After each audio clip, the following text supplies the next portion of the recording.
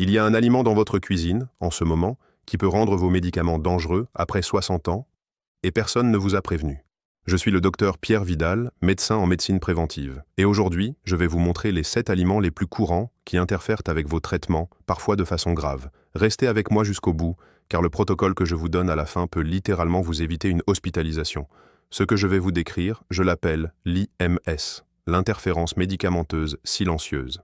Après 60 ans, votre foie et vos reins traitent les médicaments plus lentement. Les molécules restent plus longtemps dans votre sang, et certains aliments, parfaitement sains en eux-mêmes, viennent perturber ce fragile équilibre. Ils peuvent augmenter la concentration d'un médicament jusqu'à un niveau toxique, ou au contraire, l'annuler complètement. Le plus inquiétant, c'est que ça se passe en silence, sans que vous sentiez rien, jusqu'au jour où apparaît un effet secondaire grave qu'on attribue à tort au médicament lui-même. Aliment numéro 1, le pamplemousse. C'est le plus connu des médecins et pourtant le plus sous-estimé des patients.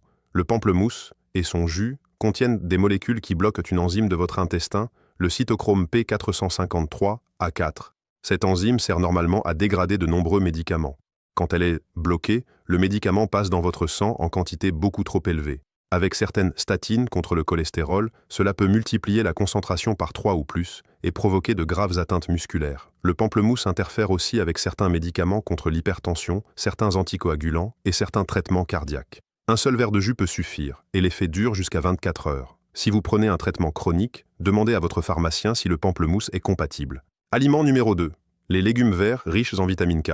Les choux, les épinards, le brocoli, la laitue sont excellents pour la santé. Mais si vous prenez un anticoagulant comme la warfarine, ils posent un problème particulier.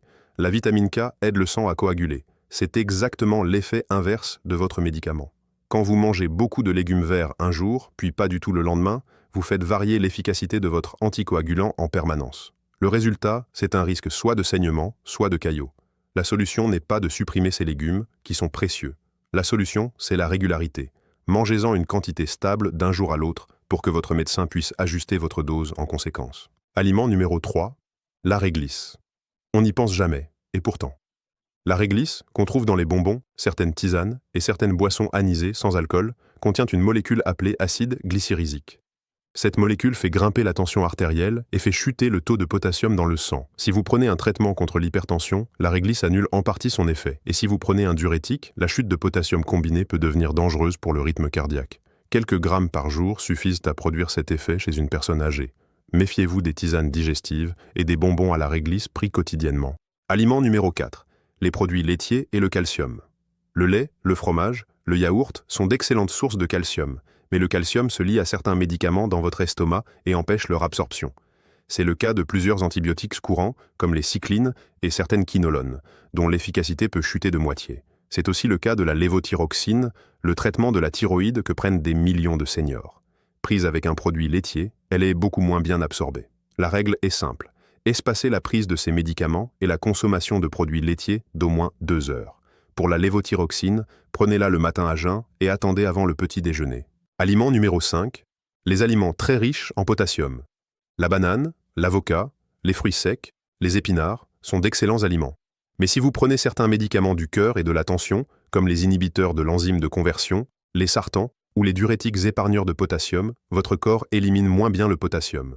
En ajoutant de grandes quantités de potassium alimentaire, vous risquez l'hyperkaliémie, un excès de potassium qui peut provoquer des troubles graves du rythme cardiaque. Ce n'est pas une raison pour bannir ces aliments, mais pour ne pas en abuser et pour faire surveiller votre taux de potassium par une prise de sang régulière. Aliment numéro 6.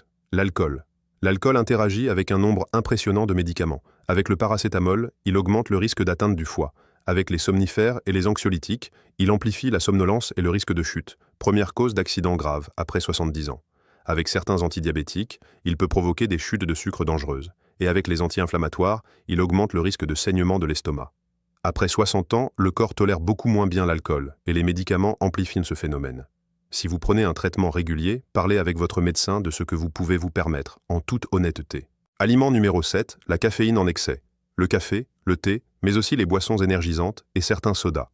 La caféine, à forte dose, peut interférer avec certains médicaments du cœur en accélérant le rythme cardiaque, ce qui contrarie les traitements qui cherchent justement à le ralentir. Elle peut aussi diminuer l'absorption de certains médicaments de la thyroïde et de l'ostéoporose. Et elle aggrave l'insomnie chez les personnes qui prennent déjà des stimulants ou certains traitements respiratoires. Le problème n'est pas une tasse de café le matin, mais l'accumulation tout au long de la journée. Après 60 ans, restez raisonnable, surtout l'après-midi.